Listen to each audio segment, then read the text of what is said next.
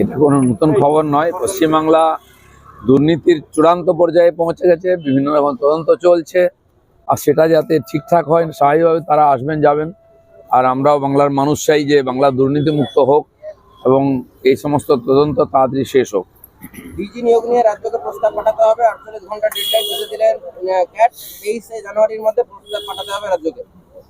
প্রশাসনিক চলছে, আর এখানে প্রশাসনিক যে সিদ্ধান্ত হয় সময়ে হয় না বা ঠিকঠাক হয় না, তার জন্য বারবার আদালতে যেতে হয় লোককে, আর এই সরকারকে আদালতের কাছে গিয়ে কানমোড়া খেতে হয়। তো এইসব করে বেড়াবেন নাকি কাজ করবেন? জটিলতা কাটাতেই পারছে না এই সরকার, উন্নয়নের কাজ কি করবে? সুপ্রিম নির্দেশের পর তৎপরতা শুরু কমিশনের। 24 জানুয়ারির মধ্যে তথ্য গরমিলের তালিকা প্রকাশের নির্দেশ কমিশনের। শুনানিতে নথি হিসেবে মাধ্যমিকের অ্যাডমিট কার্ড গ্রাহ্য, জানালো কমিশন। এসআইআর এর যে প্রক্রিয়া, সেটা এখানকার রাজ্য সরকারের বাধার জন্য, অসহযোগিতার জন্য লম্বা হয়ে যাচ্ছে, জটিল হয়ে যাচ্ছে। তারা চান না এসআইআর পুরো হোক, ঠিকঠাক হোক, তাহলে তাদের ভোটার কাটা যাবে। তার জন্য নির্বাচন কমিশনকে সমস্যায় পড়তে হচ্ছে এবং সেটা আদালত পর্যন্ত যাচ্ছে। তা আমরা চাইবো সবার সহযোগিতায় এসআইআর তাড়াতাড়ি কমপ্লিট হোক, যেন ভোট তাড়াতাড়ি হয়, আর না হলে ভোটই পিছিয়ে যাবে। আবারও শুনানি কেন্দ্রে হম্বিতম্বি। শুনানি কেন্দ্রে বিএলওকে কার্যত হুমকি। কাঠগোড়ায় রাজ্যের বিদ্যুৎ প্রতিমন্ত্রী। রঘুনাথগঞ্জে বিতর্ক পাঠালেন আকরা মুজ্জান। টিএমসি বিভিন্ন ষড়যন্ত্র করে এসআইআরকে আটকাতে পারেনি, এখন রীতিমতো গুন্ডামিতে নেমে এসছে। ভয় দেখিয়ে, মারপিট করে, বাড়িতে ঘেরাও করে বিএলওদেরকে নিজের মতো করে ভুয়ো নাম রাখতে বাধ্য করছে, যাতে কমপ্লেন না হয়। অভিষেক ব্যানার্জি বলেছেন যে স্থানীয় নেতাদের উপর ভরসা না করে আমার উপর ভরসা রাখবে।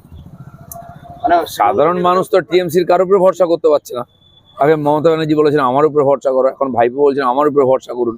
এবার কার উপরে ভরসা করা যাবে? মানুষ তার অপেক্ষা করছে। তৃণমূলের নেতারা যদি সব সমাজ বিরোধী হয়, তো মানুষের তো রাগ হবেই। তার যিনি নেতা তিনি তার চেয়ে কি আর ভালো আছে?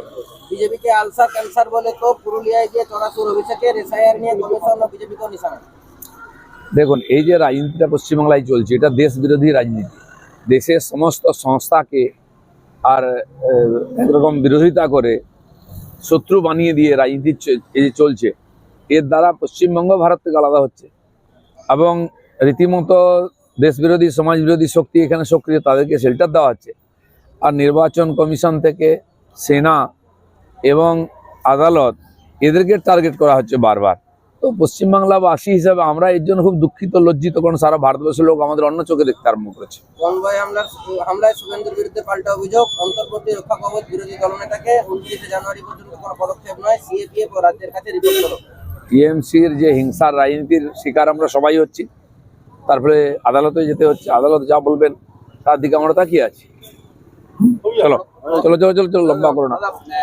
হিরণবাবুর বিয়ে নিয়ে সোশ্যাল মিডিয়ায় নানা রকম চলছে, এখন বিজেপির একজন কি বলবেন, আপনার পক্ষ থেকে কি মেসেজ আছে? যারা সেলিব্রিটি, বিশিষ্ট ব্যক্তি, তারা বিয়ে করলে কেন তাদের সর্দি হলেও খবর হয়, লোকে আলোচনা করে, হোক আলোচনা।